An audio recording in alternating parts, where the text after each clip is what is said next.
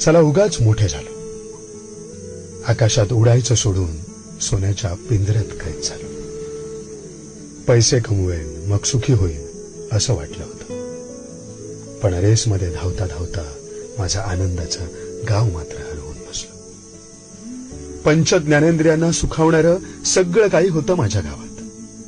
कष्टाची भाकरी खाऊन तृप्तीचे ढेकर देत सुशेगात जगत होतो.